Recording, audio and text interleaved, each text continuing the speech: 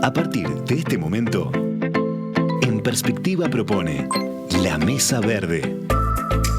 Una discusión que nos conecta con el futuro de nuestro país y el planeta. Es una presentación de Enkel Group y Arboreal, promotores en el desarrollo de la construcción con madera en el Uruguay, y BBVA para su programa de puntos en sus tarjetas de crédito. ¿Se han puesto a pensar de dónde sale el agua que toman día a día? ¿Cuánta atención le prestan al estado de los ríos, los arroyos, las lagunas de donde se extrae el agua que consumimos? El agua de estas fuentes puede verse afectada por el vertido de desechos industriales, el desagüe de los sistemas sanitarios de los centros poblados o la producción agropecuaria que se realiza en su entorno. Por esos motivos el agua puede cambiar su color y su sabor, y en los casos más graves puede volverse tóxica, complicando el suministro a una ciudad entera, por ejemplo. ¿Cómo pueden prevenirse estos eventos? ¿Qué hace el Estado uruguayo para preservar la calidad del agua de ríos, arroyos, lagunas? ¿Qué aportes realiza la academia? Bueno, de eso es que vamos a conversar en los próximos minutos, porque estamos en una nueva edición de La Mesa Verde. Saludo a quienes nos acompañan. En primer lugar, Carolina Crisi, licenciada en Ciencias Biológicas por la Facultad de Ciencias de la Universidad de la República, doctora en Oceanografía por la Universidad del Mediterráneo en Francia. Se desempeña como profesora adjunta de Modelización y Análisis de Recursos Naturales en el CURE, Centro Universitario Regional Este. Carolina, buen día. Buenos días, muchísimas gracias por la invitación. ¿Dónde te hemos encontrado esta mañana? Estoy en La Paloma, Rocha. Bien, seguimos. Néstor Maceo, biólogo, especializado en ecología acuática y sistemas socioecológicos. Profesor titular del Departamento de Ecología y Gestión Ambiental, también del CURE, Centro Universitario Regional Este. Investigador del PDCIVA, también del Instituto Saras. Néstor, buen día. Muy buenos días. Un gusto. ¿En tu caso? Gracias por la invitación. ¿En tu caso estás por dónde? ¿Por acá? Yo estoy en Maldonado. En Maldonado. Y por último, el saludo es para Luis Reolón, ingeniero civil hidráulico, director de la División Calidad Ambiental en el Ministerio de Ambiente, presidente de la Comisión de Cuenca de la Laguna del Sauce. Luis, también, bienvenido. Gracias, Emiliano. Aquí en Montevideo, en el Ministerio, trabajando por el ambiente. Bien, pero supongo que viajando a menudo a Maldonado también, ¿no? Sí, bueno. Ahora en pandemia hemos tenido muchas reuniones virtuales que después vamos a comentar. Bueno, empecemos con una mirada general a este tema. ¿Tenemos un problema hoy en Uruguay con las fuentes de agua para consumo humano? ¿Quién toma esta pregunta? Néstor. Tenemos varios desafíos, ¿no? Varios desafíos que pasan por temas de la variabilidad climática actual y los cambios futuros, pero también por otros cambios globales vinculados a las transformaciones de los usos de suelo, ¿no? Todo eso está operando al mismo tiempo, y a eso se suma además que hemos tenido varios cambios en cómo gestionamos el agua, en concreto el sistema de gobernanza, que tiene profundos cambios desde 2004 a la fecha, y que bueno, ahora en la transición a este nuevo periodo también ha tenido un cambio interesante que Luis puede comentar más en propiedad, que es la creación de un nuevo ministerio. En resumen, muchos cambios al mismo tiempo, ¿no? Pero a ver, lo climático, por ejemplo, ¿cómo está incidiendo? Lo climático, por ejemplo, la variabilidad del régimen de precipitaciones es clave, no solo en términos de disponibilidad de cantidad de agua, sino que es un factor que también regula de forma decisiva los procesos de calidad del agua, ¿no? Muchas veces se pueden, en periodo de sequía, por ejemplo, intensificar algunos de los problemas más notorios que tenemos en el Uruguay, como por ejemplo la eutrofización. Hay una sinergia entre esos procesos, ¿no? La cuestión es que operan todos al mismo tiempo y tienen interacciones entre sí. Uh-huh. ¿Y todos los años está lloviendo de manera diferente ahora? Bueno, el Uruguay lo caracteriza una tremenda variabilidad histórica, ¿no? y todo indica que esa variabilidad se va a incrementar en el tiempo, es decir, los años que van a ser lluviosos van a ser más lluviosos y los secos van a ser más secos, ¿no? Más allá de ciertas tendencias que hay. Y eso implica un gran desafío, ¿no? Tanto por temas de cantidad como de calidad. ¿Qué otros factores agregar a este diagnóstico, a este retrato de cómo es la situación de la calidad de las fuentes de agua? ¿Qué otros incorporan ustedes? Bueno, en realidad son los que menciona Néstor, ¿no? Los asociados a uso del suelo en términos generales, que implican fuentes más bien fuentes difusas por un lado y fuentes asociados a los usos de la tierra, como la ganadería, la agricultura, y pueden ser también fuentes puntuales asociados a efluentes de distinto tipo, también relacionados a usos, por ejemplo, usos ganaderos o en tambos, por ejemplo, el maltratamiento de efluentes, y también lo relacionado con el aporte de aguas no tratadas correctamente, con debido saneamiento por parte del saneamiento, donde no hay saneamiento, digamos, ¿no? Estas son otras causas, digamos, que contribuyen a esta problemática que, como decía Néstor, ocurriendo sinergias con todo lo que tiene que ver con el cambio y la variabilidad climática, ¿no? Que son cosas que ocurren al mismo tiempo, pero que a su vez se potencian entre sí. Entonces es realmente un panorama bastante complejo, ¿no? Pero a ver, esos factores que aparecía mencionado recién, que Carolina mencionaba, ¿se han agravado en los últimos tiempos o al revés están empezando a dominarse? Brevemente, ¿cómo es el estado? Si puedo... ¿Sí, Luis? Dale. Mi opinión, sí, hay un proceso, coincido con los colegas, que hay un proceso gradual que viene acompañado normalmente con el uso del suelo y algunas otras actividades puntuales que han ido deteriorando los cuerpos para el uso de agua potable. De cualquier manera, a mi juicio, tampoco es una situación grave, es una situación compleja, digamos, que debemos comprometernos para solucionarla, pero entiendo que en términos comparativos con otros lugares del mundo todavía estamos en una situación buena, y lo importante de esto es que ya estamos trabajando y creo que es lo que debemos profundizar en los próximos tiempos. El asunto es que esta problemática, básicamente la eutrofización y algunas otras asociadas, no se arreglan de un día para el otro. O sea, no hay fórmulas mágicas, todos lo sabemos y la academia lo sabe también más que nosotros. Son trabajos que llevan para retroceder y a una mejor condición, estamos hablando de décadas. Por lo tanto, lo que tiene que haber es un compromiso fuerte de trabajo y una constancia para que no empeoren el problema y para, en todo caso, irlo mejorando, ¿no? Los oyentes deben recordar un caso, ¿no? Un caso que provocó, no sé cómo llamarlo, conmoción, dio mucho que hablar, se convirtió efectivamente en tema de preocupación, de discusión, lo que ocurrió en el año 2015 con la Laguna del Sauce, que es la fuente de agua potable para la ciudad de Maldonado y otras poblaciones de ese departamento, ¿no? ¿Aquel fue un punto de quiebre de algún modo? ¿Fue un motivo para que se produjera un sacudón? Sí, Luis. Ese punto y otros procesos, digamos, que también ocurrieron en la cuenca del río Santa Lucía, ¿no? Uh-huh. Ese es un punto importante y te paso, Luis, que la visualización de los temas de calidad de agua de alguna manera están muy relacionados a que afectaron los principales reservorios vinculados a los suministros de agua potable, tanto en la región metropolitana como aquí en Maldonado, lo que se llama la aglomeración central. Eso determinó que estos problemas adquirieran una notoriedad pública muy grande, ¿no? Uh-huh. Pero esos son dos hitos. Te paso, Luis. Ahí tenés más para agregar desde...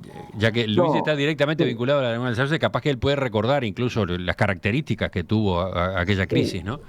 A ver, hubo una crisis anterior, como decía Néstor, que la del 2013, que fue en Montevideo, en Aguas Corrientes, también de similar característica, a través de eutrofización ha provocado olor y sabor en el agua potable y eso impactó mucho en la gente. Es el mismo caso en la Laguna del Sauce para Maldonado y Punta del Este. Lo que creo que sí es importante es que ¿Y cuál era la consecuencia? Recordemos cuál era la consecuencia en el agua que salía por las canillas, ¿no? un olor y sabor, digamos, un olor mucha gente decía como olor a tierra, digamos, ¿no? Un Mm. poco como gusto a tierra, ¿no? Pero Eso llegó a ser, provocado, ¿cuál es la evaluación que se hizo después con el tiempo? ¿Llegó a ser agua nociva para el ser humano? bueno, ahí eso No, no, le sí. corresponde a OCE, ¿no? Ah, En todo caso, ahí Néstor puede mejorar que yo, abundar en el tema, pero OCE nunca dio el agua por no potable, digamos, ¿no? Pero es una condición, digamos, la aptitud para el consumo humano es una condición que la da OCE, ¿no? Mm.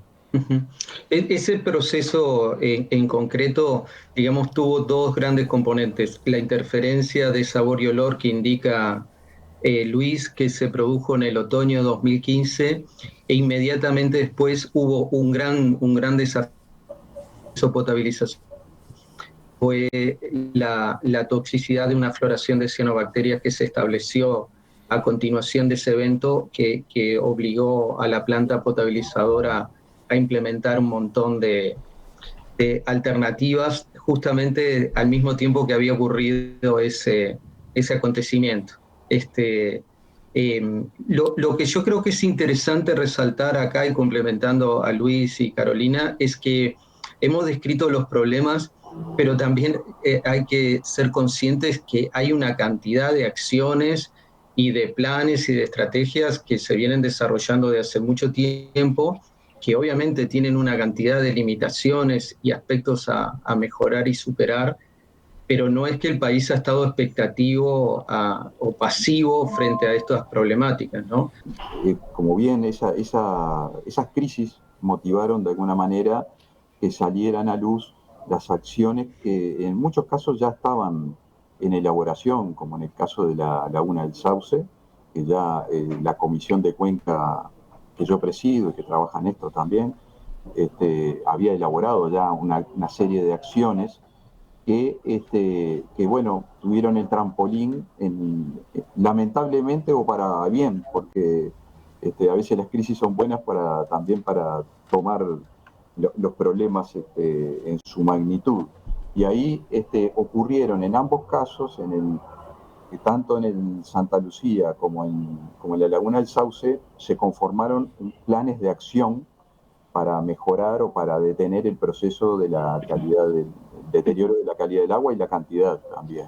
Eh, el espacio quizás es chico, pero hubo una serie de medidas, una decena de medidas en cada uno de los cuerpos de agua que se transformaron eso en un plan de acción que de alguna manera abarcaba el problema en su magnitud integral, aunque también de alguna manera terminaba siendo corto, porque después hemos encontrado con el correr del tiempo de que había medidas que había que profundizar más aún.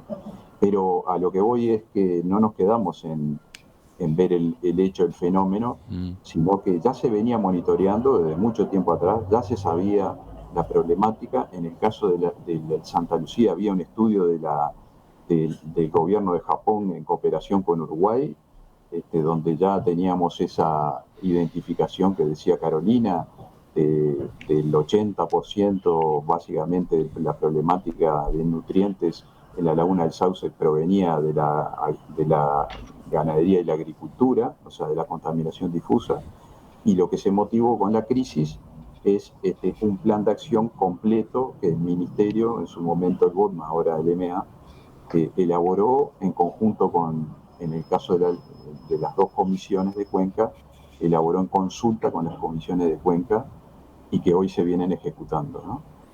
Es un poco el resultado de la crisis, que creo que en algún sentido fue buena porque motivó esto, ¿no? Carolina, a propósito de esto, a propósito de las acciones que se pusieron en marcha, ¿qué agregarías? Sí, me parece súper importante lo que mencionaban Néstor y Luis.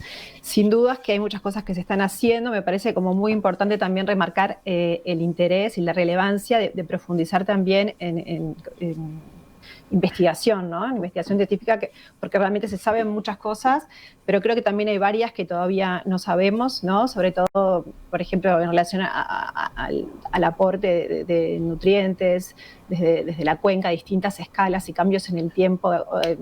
Hay investigaciones recientes que dan luz en algunos aspectos, pero es algo hiper complejo y con los cambios que están surgiendo, creo que, por ejemplo, en esa línea y en muchísimas otras, como que eso tiene que estar acompañado todas estas medidas a un desarrollo desde la academia, ¿no? Que existe realmente hoy, pero remarco la importancia también de ese desarrollo en paralelo, y ni que hablar después en comunicar, ¿no? De unir, digamos, esto que se genera desde la academia con los actores que están en la parte de gestión, digamos, ¿no? Sí, hay un aporte, ella no lo va a decir, pero yo lo puedo decir, un aporte que hace Carolina en el área que está de aprendizaje automático e inteligencia artificial, es justamente la detección de señales de alerta temprana, ¿no? Que eso, por ejemplo, para las plantas potabilizadoras termina siendo decisivo, ¿no? Cuanto mayor anticipación tenemos a la ocurrencia de ciertos fenómenos, mayor capacidad de adaptación se puede tener, ¿no? Esto que acaban de escuchar sentido, los oyentes seguramente los dejó, no sé, sorprendidos, seguramente les llamó la atención. ¿Cómo se está trabajando? Ya hay desde la academia un aporte con una aplicación que utiliza inteligencia artificial y que permite alertas tempranas.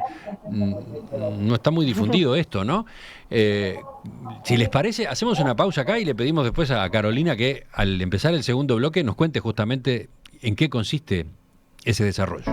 ¿En qué situación se encuentran las fuentes de agua potable, las fuentes que se utilizan para el suministro de agua potable a la población? ¿Qué pasa con ríos, arroyos? ¿Qué pasa con lagos, lagunas? ¿Qué se está haciendo para enfrentar problemas que han sido muy serios y que en algún momento nos pegaron sustos importantes? ¿Cuánto se ha avanzado? ¿Qué hace el Estado? ¿Qué aporta la academia? De eso estamos charlando hoy en esta edición de La Mesa Verde, que ya continúa.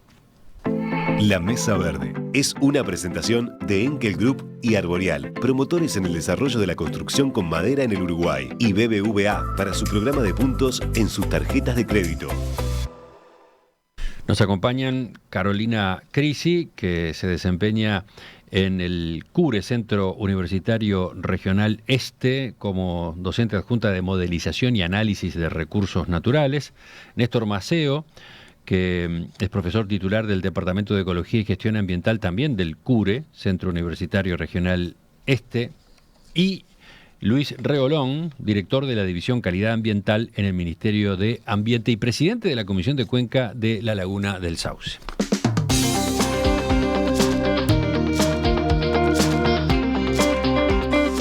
Tenemos la pregunta ahí planteada a propósito de esa aplicación con tecnología artificial en la que ha estado trabajando Carolina, pero antes repasemos cuáles son entonces las principales fuentes de contaminación para las aguas que después se utilizan para suministro a la población. ¿Dónde están hoy los puntos críticos? En un rápido resumen, ¿quién va primero? ¿Néstor, Luis? Bueno, Luis, arranco yo y después Néstor. Nosotros, en las fuentes de agua potable, normalmente la problemática está dada por digamos, la cantidad de nutrientes que llegan al agua que genera los bloom algales, cianobacterias y otro tipo, que eso después de alguna manera dificultan el tratamiento de OCE y puede en algunos casos dar esa problemática de olor y sabor. Pero en definitiva, el gran tema son los nutrientes, nitrógeno y fósforo, que pueden provenir de fuentes puntuales, como las ciudades, por ejemplo, o algunas industrias, pero en su mayoría provienen de la agropecuaria, digamos, la agricultura y la cría de ganado y el uso del suelo, la aplicación de fertilizantes, etcétera. Eso, a nuestro juicio, por los estudios que hemos hecho en las distintas cuencas, en el Santa Lucía y en la Laguna del Sauce, conforman más del 80% de los nutrientes que llegan a estos cursos de agua, este uso del suelo agropecuario. Entonces, nosotros por los años 90 nos centrábamos en las fuentes puntuales. En realidad creíamos que ahí estaba toda la problemática, pero bueno, hemos llegado con el transcurso del tiempo y con los estudios, con el aporte de la academia, que ha sido muy bueno, y yo tendría que hablar por ellos, porque en la Laguna del Sauce la contribución que ha hecho el CURE es fantástica. Hemos determinado toda esta problemática, de dónde provienen y cuantificarla. Así que ahí está uno de los importantes desafíos para la protección de las fuentes de agua potable en el futuro, que es las mejores prácticas en el uso del suelo, ¿no? Uh-huh. Y en cuanto a la contaminación proveniente de ciudades o centros poblados, ¿qué dicen? ¿Qué entidad tiene hoy? Bueno, eso puedo hablar yo también porque el Ministerio controla, pero digo, como decía, normalmente no pasan de un 20% si hablamos de nutrientes, ¿no? Uh-huh. Ahora, si hablamos de otros contaminantes, que no es el caso en fuentes de agua potable normalmente, sino en los cursos urbanos y eso, ahí sí estamos hablando de contaminaciones que ya provienen más de la parte industrial. Pero normalmente en los sitios donde se usa fuente de agua potable, que son sitios más, menos poblados, la problemática no pasa del 20% debido a ciudades o industrias, ¿no? Uh-huh. Bien, ¿algo más para añadir? Una cosa que es importante. ¿Sí? Algo que es importante, complementando a Luis, es que obviamente el control de los aportes puntuales es una tarea más sencilla en comparación a los aportes difusos, porque básicamente involucra un rol claro del Estado y muchas veces se soluciona con la construcción de infraestructura. Uh-huh. En el componente de aporte difuso implica las acciones de un montón de personas, fundamentalmente por el compromiso y la apropiación de las acciones de los habitantes del territorio. Uh-huh. Bueno. ¿Puedo comentar alguna cosita? Sí, adelante. También a forma complementaria de lo que se mencionaba en cuanto a la contaminación de los cuerpos de agua, no necesariamente pensando lo que es el abastecimiento de agua potable, que también existen otro tipo de contaminación, como por ejemplo la contaminación por coliformes fecales, que eso toma relevancia en playas de interés turístico. Lo menciono porque también hay desarrollos del tipo de inteligencia artificial para predecir estos problemas en Montevideo. Está bueno también que eso se conozca, pero es un problema que ocurre. Y también la contaminación por agroquímicos, ¿no? que es algo que también como que es incipiente su investigación, y ahí recalco de vuelta la importancia de profundizar en qué situación estamos con respecto a esto, porque investigaciones recientes han mostrado concentración, acumulación de agroquímicos en peces, en los tejidos de los peces en el río Uruguay, mismo en áreas cercanas a lugares bastante prístinos, como esteros de farrapos, por ejemplo. Entonces son cosas como para también un poco prender las luces y profundizar y recalcar también la importancia de seguir investigando en estas líneas, ¿no? Bueno, pero vayamos a aportes de la academia. Ya se han resaltado varios a lo largo de estos minutos, pero el que despertó mayor curiosidad es esto de que con Carolina al frente se ha trabajado en una aplicación que utiliza inteligencia artificial y permite anticipar problemas de calidad del agua. ¿Cómo es exactamente? Uh-huh. Bien, bueno, en el grupo al que pertenezco de trabajo venimos ya hace un tiempo desarrollando este tipo de herramientas justamente aplicadas a problemáticas ambientales para tratar de aportar en alguna medida a la gestión de recursos, ¿no? En este caso ya atacando más bien a lo que son las consecuencias, ¿no? Cuando tratar de detectar el problema para que con un poquito de anticipación, para que con esa información se pueda hacer algo o de alguna forma complementar y en la medida de lo posible mejorar los sistemas de respuesta que existen hoy, ¿no? Nosotros en concreto, la aplicación que trabajamos en OCE, refiere justamente a la utilización de modelos de lo que nosotros llamamos aprendizaje automático, que en realidad está dentro de una denominación mucho más amplia, que es la que tú mencionabas de inteligencia artificial, ¿no? Que la inteligencia artificial es un área, digamos, que genera programas o sistemas que de alguna forma imitan la inteligencia humana. Y bueno, el aprendizaje automático es algo como un poco, está dentro de eso, digamos, y lo que hace es generar programas que de alguna forma aprendan de la experiencia, ¿sí? Y en concreto nosotros trabajamos con programas estadísticos, por eso decimos que estamos a lo que es el aprendizaje estadístico, bueno, pero son varias terminologías que a veces se intercambian, pero en definitiva son algoritmos que se adaptan a los datos, ¿sí? Que son muy flexibles, entonces permiten que frente a nuevas condiciones, luego de haber sido entrenados con la información que tenemos, puedan predecir futuras condiciones, ¿sí? En base a, por supuesto, variables de entrada que nosotros le proveemos al modelo. Entonces, entrenamos modelos con información que existe en OCE y también información meteorológica, que es la Laguna del Sauce, que es muy importante, es una base de casi 20 años de datos diarios, lo cual también es remarcable porque no es tan común contar con este tipo de bases de datos a nivel país, de datos in situ, o sea, tomados en el agua, y bueno, como decía también datos meteorológicos e hidrológicos. Entonces, con ese volumen importante de información, que también es un requerimiento para la utilización de este tipo de modelos, nosotros entrenamos un modelo. Decimos, bueno, aprende lo mejor que puedas a predecir esta variable de salida, por ejemplo, presencia de floraciones de algas o presencia de cierta especie complicada para la calidad del agua, a partir de todas estas otras variables que le proveemos al modelo.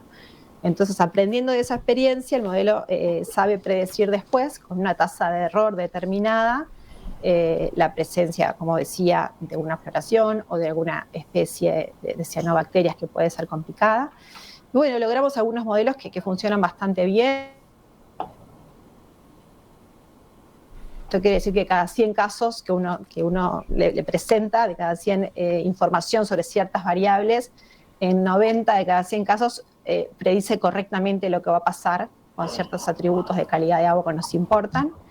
Y por ahora los tenemos con un día de anticipación. O sea, corremos el modelo hoy y nos dice algo sobre lo que va a pasar mañana. ¿Qué puede ser qué cosa? Para bajarlo a un ejemplo. Sí, claro. Puede ser, por ejemplo, la presencia de cierta especie de cianobacteria, como decía, que puede ser complicada para la calidad del agua, o la concentración o biovolumen, le llamamos nosotros, de cianobacterias, si va a ser alta, baja o media, o la presencia de algunos grupos de cianobacterias, grupos funcionales se llaman, que también son complicados para la calidad del agua. Esas son algunas de las variables de respuesta. Tenemos como 5 ya, que son las que devuelve la aplicación que generamos. Y bueno, y en entonces, base a eso, justamente, sí. Con el uso que ya han podido darle en esta fase en la que se encuentra el desarrollo, ¿qué ha permitido? ¿Qué respuestas ha permitido?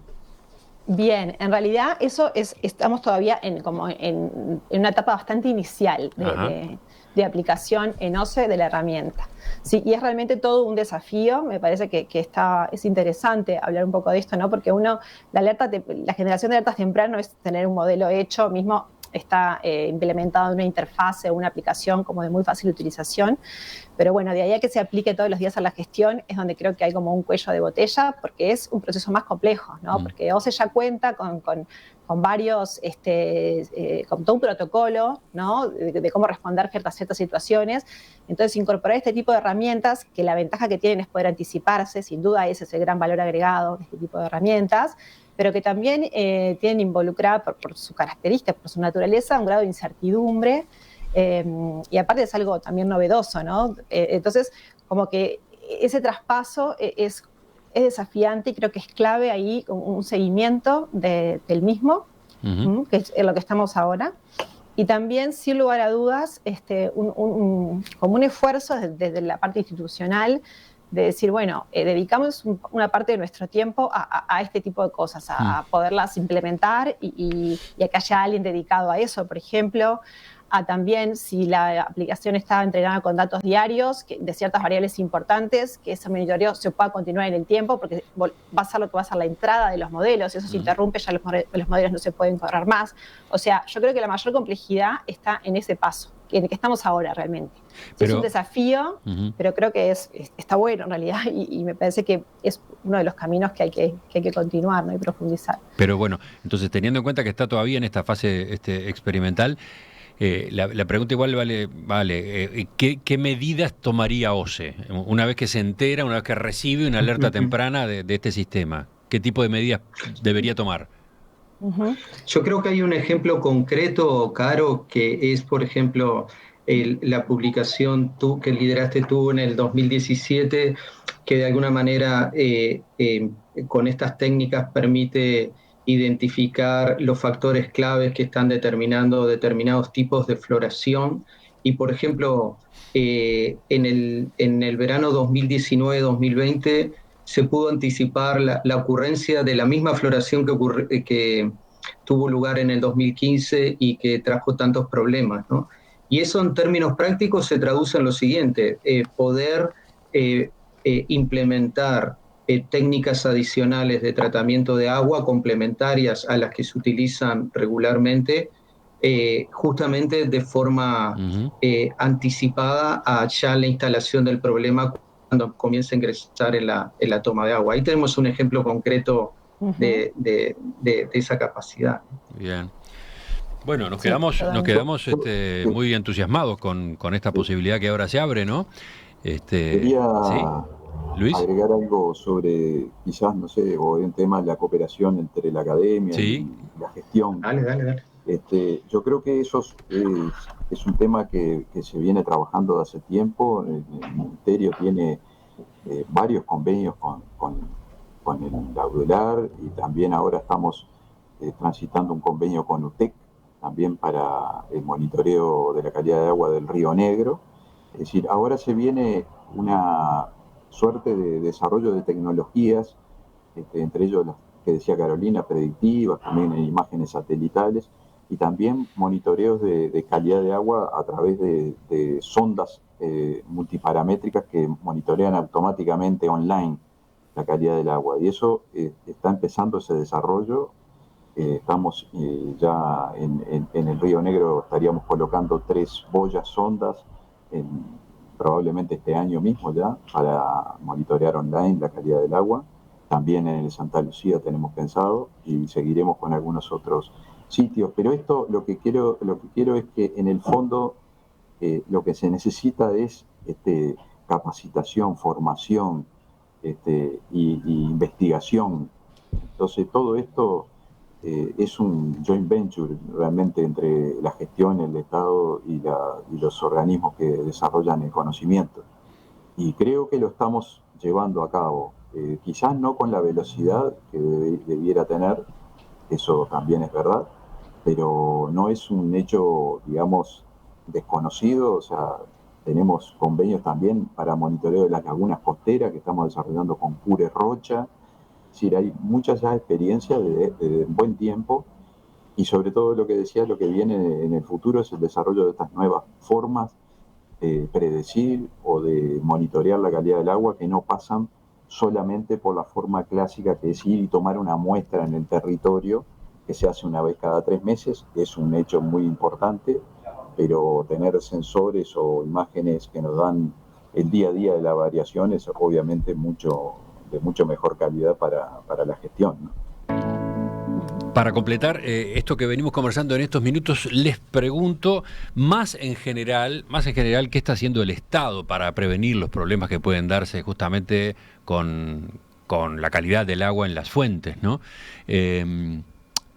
Ahí teníamos algunos ejemplos de lo que está ocurriendo en la cooperación, en la coordinación, en la sinergia con la academia. Pero ¿qué más? ¿Qué otras líneas de acción están en marcha que ustedes resaltaban hace un rato, ¿no? Existen, esto no está quieto. Sí, bueno, no habíamos entrado en detalle. Los planes de acción que se decretaron, como yo comentaba, para el Santa Lucía y para la Laguna del Sauce, tienen medidas concretas. Bueno, entre ahí ellos, está. por ejemplo, la instauración de las zonas buffer, lo que se llama, que son franjas de protección al borde de los cursos de agua de 30, 40, 50 metros, donde no se puede, digamos, hacer uso del suelo, no se puede, digamos, arar, plantar, fertilizar. Entonces, esas franjas son un filtro para evitar que los nutrientes o incluso plaguicidas puedan pasar desde la matriz suelo hacia el agua por efecto de las lluvias. Esa es una medida muy concreta que ya está aplicada en el Santa Lucía. Después estamos trabajando en el control también de la cantidad de fósforo en suelo. Eso se está trabajando con el Ministerio de Ganadería. Hay umbrales de fertilización que no deberían pasarse, porque en definitiva todo ese fósforo que está de más termina, por efecto también de la lluvia, del lavado, termina también en los cursos de agua. En fin, por supuesto todas las fuentes puntuales, la mayor exigencia en materia de fósforo, fundamentalmente en las emisiones de las industrias. Es decir, se están trabajando muchos aspectos de esto, ¿no? Supongo que hay un trabajo que pasa también por la formación de los propios productores en esta materia, ¿no? Que no es algo obvio. Ahí capaz que Néstor puede... Sí, ese componente es fundamental, Cotelo, porque, digamos, es imposible estar monitoreando y siguiendo las acciones de múltiples usuarios en una cuenca, ¿no? Entonces, ahí la efectividad de estas acciones pasa fundamentalmente por una incorporación y una apropiación de estas estrategias por los habitantes que están en el territorio. En ese sentido, destaco la relevancia que tienen estas estructuras que en los sistemas de gobernanza se llaman estructuras puente, ¿no? Como las comisiones de cuenca, que justamente involucra a toda la institucionalidad pública, pero también a los usuarios, porque es justamente en esa coordinación y acuerdos entre la multiplicidad de motivaciones e intereses donde se puede avanzar, pero sobre todo en la incorporación y en la apropiación de las estrategias que se definen, porque es imposible tener una capacidad de seguimiento, qué es lo que hace cada uno en su predio, en su chacra, porque es fácil controlar un aporte puntual. Uno va y toma una muestra a la salida del caño, pero imagínense hacer un seguimiento del aporte de nutrientes en una cuenca tan grande como la de el Santa Lucía. Uh-huh. Y eso implica entonces, por ejemplo, eso, que el productor, supongamos, el productor asuma ¿qué cosa? Por ejemplo, sí, cambios importantes en las prácticas de fertilización. Básicamente, el gran desafío acá desde el punto de vista productivo y que involucra, en definitiva, un cambio enorme en los sistemas de producción de alimentos, es el cambio del régimen de fertilización. El régimen de fertilización hoy día tiene una exportación muy grande, intensifica si los eventos de precipitación son más intensos, ¿no? Entonces ahí está el gran desafío. Es un cambio que en definitiva es fundamentalmente cultural, porque ese cambio va a redundar en un mayor beneficio económico para el productor, porque en definitiva utiliza los niveles de fertilizante que realmente requiere la producción y no generar un excedente que después termina en los cuerpos de agua y genera un problema. Uh-huh. Ahí yo quería agregar una coordinación que sí existe que existió y existe entre el Ministerio de Ganadería y el Ministerio de Ambiente y, bueno, parte de la Comisión de Cuenca. En la Laguna del Sauce se desarrolló un proyecto con fondos del Ministerio de Ganadería donde se ha trabajado en el balance de nutrientes de productores, es decir, cuánto entra y cuánto sale de sus parcelas de la parte de fósforo y nitrógeno. Eso ya se desarrolló, se hicieron muestreos de suelo también para saber cuál es el contenido de fósforo en suelo, en vista de generar mejores prácticas, en principio en la cuenca de la Laguna del Sauce, pero probablemente estas experiencias se puedan aplicar después al resto, por lo menos, de zonas críticas de protección de fuentes de agua potable. O sea, ya se ha coordinado con el Ministerio de Ganadería en este trabajo muy interesante. Este tipo de problemática de alguna manera justamente representa un enorme desafío para la estructura del Estado, porque justamente la resolución de las causas involucra el concurso muchas veces de más de un ministerio y más de un nivel de gobierno, ¿no? La articulación entre el nivel nacional y el departamental, o la interacción entre el Ministerio de Ambiente y el Ministerio de Ganadería, Agricultura y Pesca. Y es ahí, yo creo, donde están los grandes desafíos en términos de la implementación. Pero le dejo a Luis que lo vive de adentro ese problema. A ver, Luis. No, sin duda se ha avanzado mucho en la estructura del gobierno, del Estado, digamos, para atender este tema del agua, con la nueva ley, con la Política Nacional de Agua, donde se crearon las comisiones de cuenca. Por eso estamos comentando de la Comisión de la Laguna del Sauce, que ya lleva 10 años de trabajo. Ahí es un ámbito de coordinación entre los distintos actores, entre ellos, como decía Néstor, los actores del gobierno, como el Ministerio de Ganadería, el Ministerio de Ambiente, pero también con la sociedad. Entonces, ese es un ámbito importante, muy, muy interesante, porque también la sociedad ve que las soluciones llevan una coordinación importante, y que también el Estado está lleno de descoordinaciones, como se decía. Entonces, también nos hace mejorar a toda la organización. Así que por ahí viene parte de la modernización para atender, para atender la problemática en la calidad del agua. Después está lo que yo comentaba, el desarrollo de herramientas, como ya las que comenté anteriormente, donde estamos trabajando para tener una prevención y un conocimiento de lo que ocurre en los cursos de agua. Pero sin duda sí falta mucha coordinación. Si les parece, enseguida, en el final, veo algunas preguntas de los oyentes, algunos comentarios que hayan venido en estos minutos, y sobre todo les pregunto qué falta, ¿no? ¿Qué asignaturas pendientes hay en esta materia? La Mesa Verde es una presentación de Enkel Group y Arboreal, promotores en el desarrollo de la construcción con madera en el Uruguay, y BBVA para su programa de puntos en sus tarjetas de crédito. Les decía, aprovechaba la pausa para mirar entre los mensajes de los oyentes y encuentro esta pregunta. ¿Es cierto que el Estado tiene el control de la publicación de resultados de análisis de calidad del agua? ¿Es así?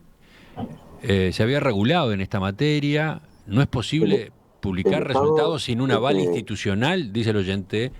Los datos de monitoreo de calidad de agua están disponibles, abiertos a todo el público, en el Observatorio Ambiental, en el OAN, que tiene el Ministerio de Ambiente. Ningún dato es oculto. Bien. Están todos disponibles. Es una buena aclaración. Entonces, esa era la pregunta de Germán.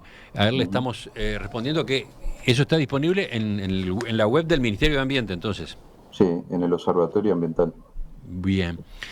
Después, hay un oyente que señala, referido a la lechería en particular, que es un sector del cual él está cerca, el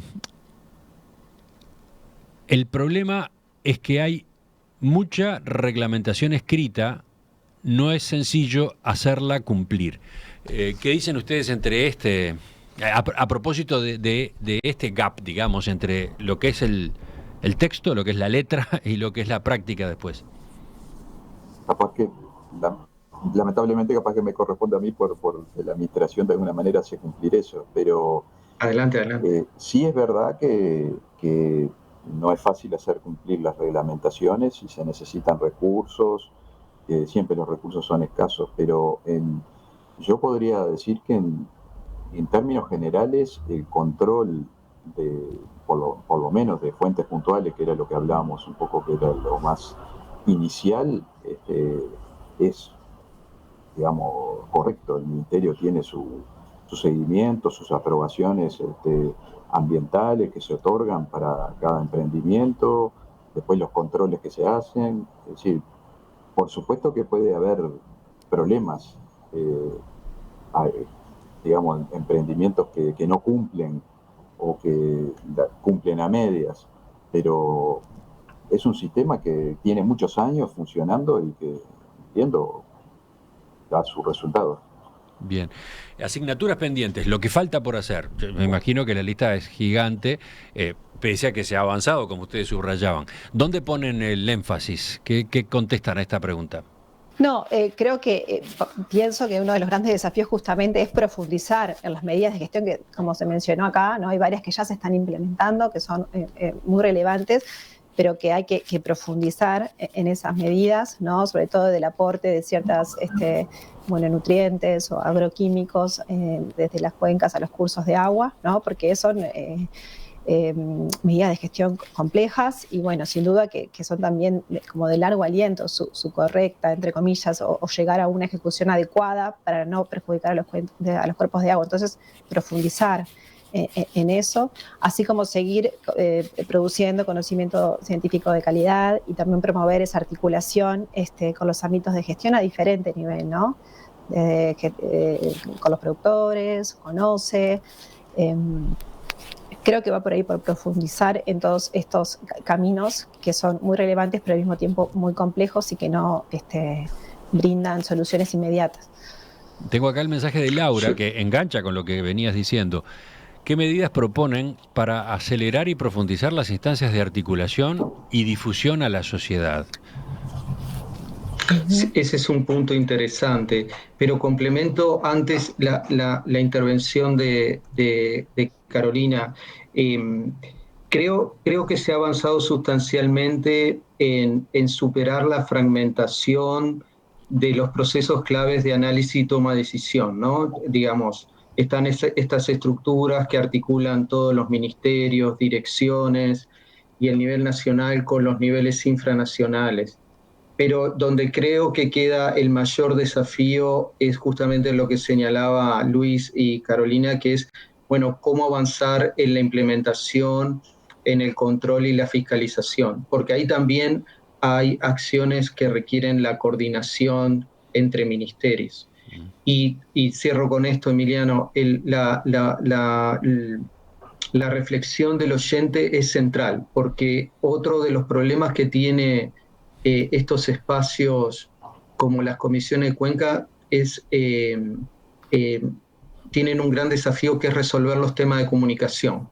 No son visibles estos espacios para la ciudadanía, ni los acuerdos, ni las estrategias, ni los planes que definen, y ahí hay un desafío bien grande, ¿no? Porque da la sensación de que no se hace nada y en realidad se trabaja mucho, pero no es visible para el resto de la sociedad. Luis. De mi parte, creo que lo que hace falta, una de las cosas importantes es, bueno, primero una mayor coordinación entre organismos, mejorar esto, porque de alguna manera el agua y el aire, en fin, cruza distintos actores, distintos usos, y por lo tanto eso tenemos que seguirlo mejorando. Y después creo que lo que hay que hacer también debemos digamos, intensificar nuestra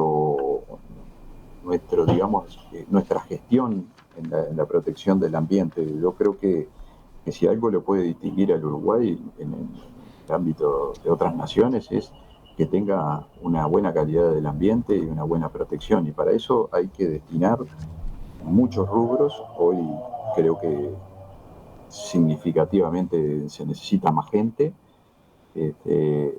Fíjense que, por ejemplo, yo estaba hablando de las nuevas tecnologías y nosotros antes procesábamos cientos de datos por mes, y ahora con las nuevas tecnologías vamos a estar procesando miles por día. Entonces se necesitan otras capacidades, otras personas con otros perfiles, y eso es muy dinámico en el tema ambiental, muy, muy dinámico. Entonces hay que fortalecer los equipos, hay que fortalecer el trabajo y la coordinación. Y yo creo que, bueno, por ahí, esto por supuesto que con el debido respeto de los usos, es decir, esto no significa solo recursos humanos per se, hay que ser eficientes, por supuesto, pero los nuevos tiempos y sumen mucho personal capacitado, que hoy está bastante restringido, ¿no? Entonces necesitamos eso, necesitamos potenciarnos y la coordinación. Así que, bueno, muchas gracias por el espacio. ¿Quedó algo? ¿Alguien estaba agregando algo? Sí, yo voy a agregar algo que no, es un centro a Luis en el buen sentido. Y es, no, que digamos, obviamente hemos tenido un cambio muy importante que es la creación del Ministerio de Ambiente. Hay muchos aspectos del diseño que podemos discutir y demás, pero hay un tema central y es que esa estructura hay que acompañarla de presupuesto justamente que le permita mantener e incorporar las capacidades que Luis indica, ¿no? Y ahí el país necesita hacer un esfuerzo importante porque no hay un correlato entre la magnitud de la entidad y el presupuesto que tiene, ¿no?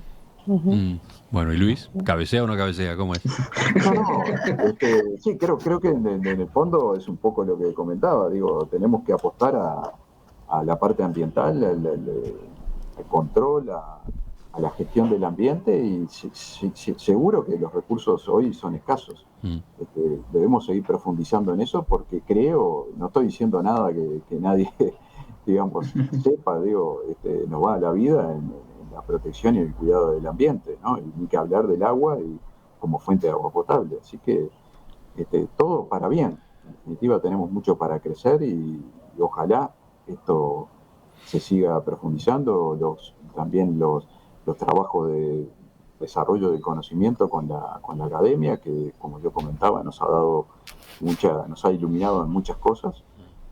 Nos quedamos cortos de tiempo, pero también han habido trabajos con la Facultad de Agronomía, por el uso del suelo, el transporte de los nutrientes del suelo al agua, en fin, se ha avanzado mucho, pero hay mucho camino por recorrer, claramente.